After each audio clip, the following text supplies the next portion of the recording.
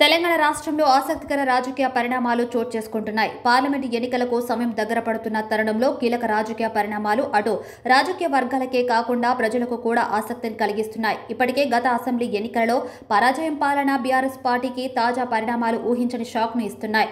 తెలంగాణలో అధికారంలో ఉన్న కాంగ్రెస్ పార్టీ నేత ముఖ్యమంత్రి రేవంత్ రెడ్డి చేరికలకు గెట్లెత్తేశారు. అధికారంలోకి వచ్చిన 2 నెలల్లోనే ప్రతిపక్ష పార్టీ బీఆర్ఎస్ ను ఖాళీ చేసే పనిలో పడ్డారు ఆయన. ప్రస్తుతం తెలంగాణ రాష్ట్రంలో అధికారంలో ఉన్న కాంగ్రెస్ పార్టీ వైపు బీఆర్ఎస్ నేతలు చూడడం మాజీ సీఎం కేసీఆర్ కు ఏమాత్రం రుచించడం లేదు. బీఆర్ఎస్ లో ఉన్న మాజీ కాంగ్రెస్ నాయకులను మళ్లీ సొంతం గూటికి రప్పించుకునే ప్రయత్నాలు జోరుగా కొనసాగుతూ ఉన్నాయి. ఈ క్రమంలో పలువురు బీఆర్ఎస్ నాయకులు రేవంత్ రెడ్డి సమక్షంలో కాంగ్రెస్ కండువాను కప్పుకుంటున్నారు.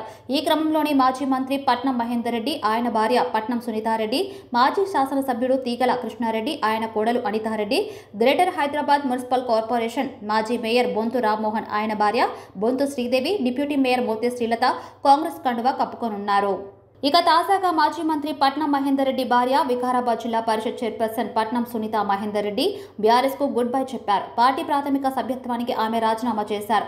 ఈ మేరకు తన రాజీనామా పత్రాన్ని బీఆర్ఎస్ అధినేత ప్రతిపక్ష నాయకుడు కేసీఆర్ కు పంపించారు ఆమె. ఈ సందర్భంగా ఆమె కీలక వ్యాఖ్యలు చేశారు. ఉమ్మడి రంగారెడ్డి, వికారాబాద్ జిల్లాలో పార్టీ బలోపేతానికి ఎంతో కృషి చేస్తామని గుర్తు చేశారు సునీతారెడ్డి. తనకు పార్టీలో సరైన ప్రాధాన్యత దక్కట్లేదని పేర్కొన్నారు ఆమె.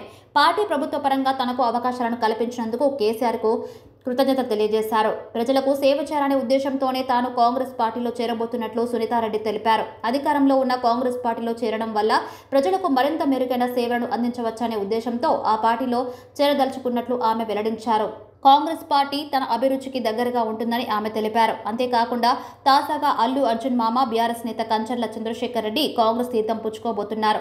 నిన్న సీఎం రేవంత్ రెడ్డితో భేటీ అయిన ఆయన పార్టీలో చేరిక విషయంపై ఆయన చర్చించారు. ఇక వచ్చే ఎన్నికలలో మల్కాజ్గిరి పార్లమెంటు స్థానం నుంచి పోటీ చేయాలని కంచర్ల చంద్రశేఖర్ రెడ్డి భావిస్తున్నట్లుగా సమాచారం. ఇక రేవంత్ రెడ్డితో సమావేశం అనంతరం మాట్లాడిన కంచర్ల చంద్రశేఖర్ రెడ్డి కాంగ్రెస్ పార్టీలోకి రావడం సొంత గూటికి వచ్చినట్టుగా ఉంటుందని తెలిపారు.